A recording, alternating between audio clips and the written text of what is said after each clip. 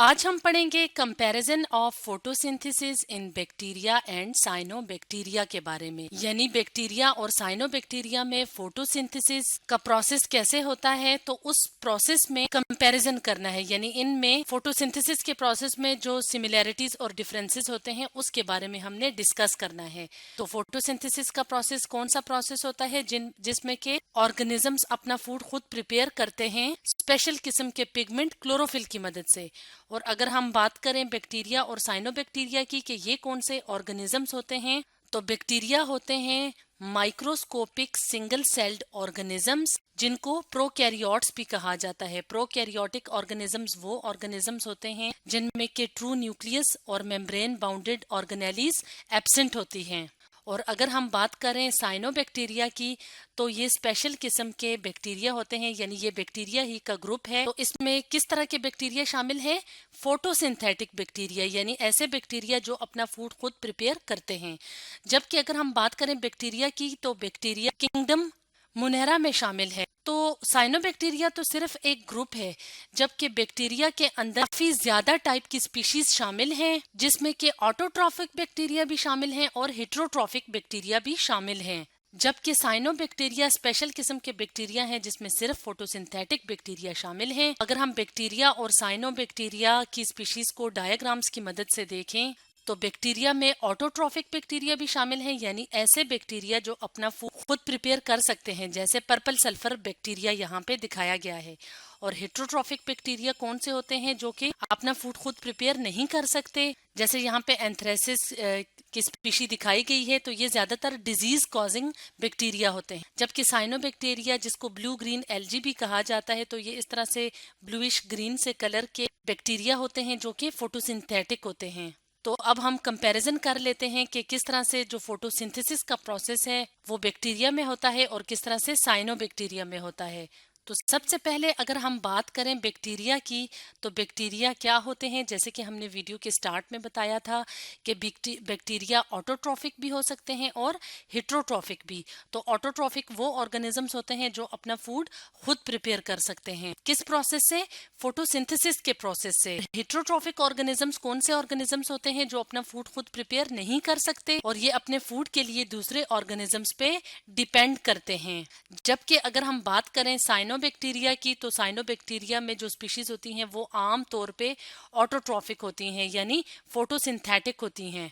इसी तरह एक और कंपैरिजन देख लेते हैं। अगर हम बात करें ऑटोट्रॉफिक बैक्टीरिया की, जिनमें के फोटोसिंथेसिस का प्रोसेस होता है, जैसे कि पर्पल सल्फर बैक्टीरिया की स्पीशीज वगैरह हैं, तो इनमें जो फोटोसिंथेटिक पिगमेंट होता है उसका नाम है बैक्टीरियो क्लोरोफिल। फोटोसिंथेटिक पिगमेंट कौन सा होता है? जो कि लाइट एब्जॉर्ब करता है और फूड प्रिपरेशन में मदद देता है। जबकि अगर हम बात करें साइनोबैक्टीरिया में, तो साइनोबैक्टीरिया में जो फोटोसिंथेटिक पिगमेंट होता है उसको कहा जाता है क्लोरोफिल ए। तो ये तो मेन फोटोसिंथेटिक पिगमेंट्स होते हैं जो कि लाइट एब्जॉर्ब करते हैं और लाइट एब्जॉर्ब करने के बाद ही फोटोसिंथेसिस का प्रोसेस स्टार्ट होता है। इसके अलावा कुछ और पिगमेंट्स मौजूद होते हैं जो कि फोटोसिंथेसिस के प्रोसेस में हेल्प करते हैं। इनमें से एक तरह के पिगमेंट को कहते हैं एक्सेसरी पिगमेंट्स।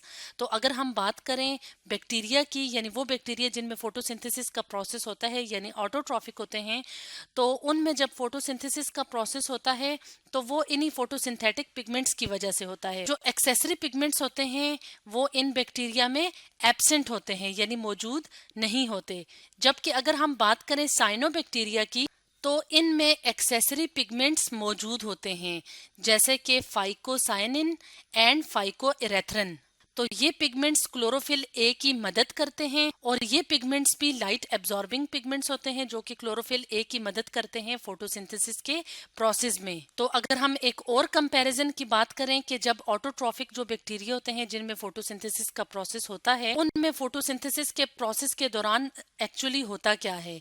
तो फोटोसिंथेसिस के प्रोसेस के दौरान हाइड्रोजन डोनर जो होता है वो वाटर नहीं होता। जैसे कि हमने प्लांट्स के केस में पढ़ा था कि पानी जो है वो रूट से एब्जॉर्ब होता है और फिर लाइट की मौजूदगी में वाटर फोटोलाइसिस होता है, यानी वाटर मॉलिक्यूल की ब्रेक डाउन होती है और हाइड्रोजन आयंस रिलीज होते हैं। इसके अलावा ऑक्सीजन जो है वो रिलीज होती है जो कि एटमॉस्फेयर में शामिल होके तमाम ऑर्गेनिज्म के इस्तेमाल के काबिल होती है, यानी रिस्पायरेशन के प्रोसेस में इस्तेमाल होती है, जबकि बैक्टीरिया में फोटोसिंथेसिस के प्रोसेस के दौरान ऐसा नहीं होता, यानी वाटर की फोटोलाइसिस नहीं होती और ना ही ऑक्सीजन गैस इवॉल्व होती है। तो इस तरह की फोटोसिंथेसिस के प्रोसेस को कहते हैं एन ऑक्सीजेनिक। एन यानी ऑक्सीजन के बगैर फोटोसिंथेसिस का प्रोसेस होता है।